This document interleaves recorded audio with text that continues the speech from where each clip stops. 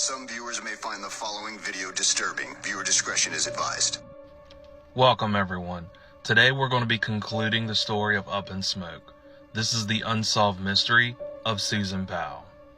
After authorities would uncover the plethora of child pornography that they would find in Stephen Powell's home, as you know, they would quickly arrest him for voyeurism and child pornography, as most of his material that he had pictures of didn't just include photos of Susan Powell without her knowledge, but he would actually photograph pictures of the neighbors' kids bathing, and they were anywhere from ages 8 to 11 years old.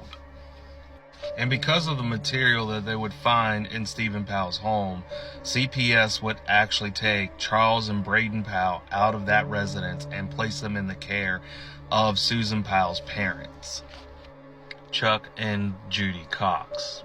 And they were completely over the moon about having their grandchildren in their home, as while everything was going on, as you know, Stephen Powell was refusing Susan's parents from having any kind of communication or contact with their grandchildren. Now, while this was going on, Joshua Powell was fighting for custody of his children back, and would actually go to court for custody of his children. And they would tell Joshua that in order for him to have his sons back, he would have to have his own residence, as he could not be living in the same residence as his father. And Joshua would actually start renting a house off of 189th Street. And what he would not tell CPS is he would still be living in the home of his father, Stephen, but he would basically rent out this home as a way to present a way for CPS, saying that he had his own place. But neighbors and the landlord would even say that even though he rented the home, it really didn't look like anybody lived there, as he was never there. It basically just was an empty house. Now, on the day of February 5th, 2012, would be a regular visitation Joshua would have with both of his sons, Charles and Braden Powell. And he would tell the boys early on in the day that he actually had a surprise for both boys. And because Joshua Powell had a lot of problems with Susan's parents, they would actually have a chaperone bring the boys into Joshua Powell's care so that there weren't any issues. And the chaperone would arrive at the residence, and it is said that as soon as she would get out of the car, both boys would begin running and beelining it for the door, where the chaperone was a few steps behind both boys. And it said that as the boys would get to the door, Joshua would open the door. And as the chaperone would go to step in, he would quickly slam the door in front of her face. At first, the chaperone would say that she thought it was some prank, but would then hear sounds coming in from the house that gave her the impression that something grim was about to happen.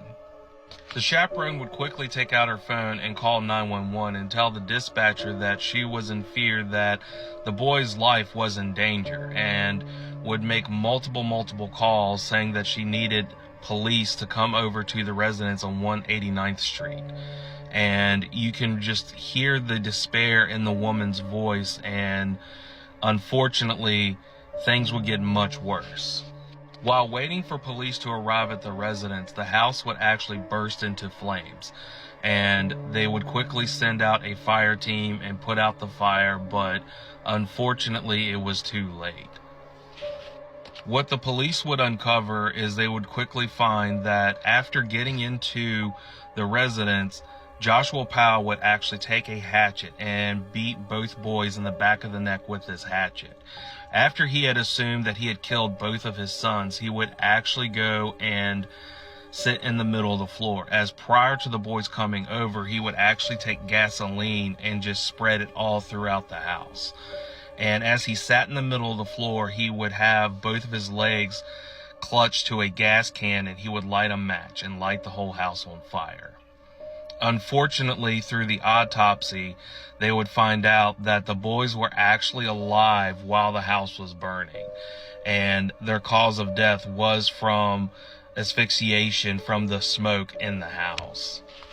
Completely devastated, Susan's parents would file a wrongful death lawsuit against CPS, as they would say that the chaperone was not taking the precautions she should have been taking when dropping off both of their grandchildren in Joshua Powell's care. And they would actually be both awarded $98.5 million. Even after their deaths, the police were still trying to find out what happened to Susan Powell. And they were really honing down on Mike Powell, as you know before, he had completely scrapped his vehicle, and when they went to check out this vehicle, they would find that there was evidence that there was a dead body inside the car. And whether it be from the anniversary of his brother and his nephew's death, or whether it was because the police were really cracking down on Mike Powell would actually commit suicide. On February 12th, 2013, Mike Powell would actually go on the 5th story of a parking deck and completely jump off of it, and he would die upon impact. Now, Stephen Powell would actually serve 7 years for his voyeurism and child pornography, and he would be released on July 11th, 2017. And he would actually die of natural causes from a heart attack on July 23rd, 2018, a year later. Unfortunately, the police would never uncover the body of Susan Powell or find out what really happened. But if we really look at everything that the Powells were not telling the police, I think we can pretty much form a picture. It is my belief that Stephen Powell was pretty much the ringleader of the entire outfit, as he was completely infatuated with Susan and was completely infatuated in getting whatever he wanted from Susan. And because he had always had a way of manipulating Joshua, I truly believe he had manipulated Joshua to the point that he would let his father assault Susan on the night that she went missing. And on the night in question, I truly believe this is where Joshua killed his wife. After killing his wife, and during this whole time of killing her, this would explain why there was blood and DNA from a third party. And I either believe it either came from Stephen or Michael, as DNA of a dead body came from Michael's vehicle. And I think they both loaded up their vehicles with Susan's body in the back. And this would explain why Charles and Braden Powell would tell police and a babysitter that their mother was dead in the trunk of the car. And it's there on that night that I think that they decided to discard her body in a mine shaft in the desert where they had went. Although this has never been really confirmed, this is just my personal belief of what happened. Because unfortunately, whoever can say what really happened on the night is unfortunately dead. And it's only my hope and prayer that not only Charles and Braden Powell, but Susan Powell can finally rest and be joined together and find peace. And that does it for today's story. Now, if you have a particular crime story or a story in general that you would like me to cover, reach out on any of my social platforms on TikTok and on YouTube, as I also post on YouTube the same stories that I post on here. So, as I said before, if there's a particular story that you would really like me to cover, hit me a message and I'll do my best to do this story to my best abilities. Until next time, everyone, I hope you have a great day.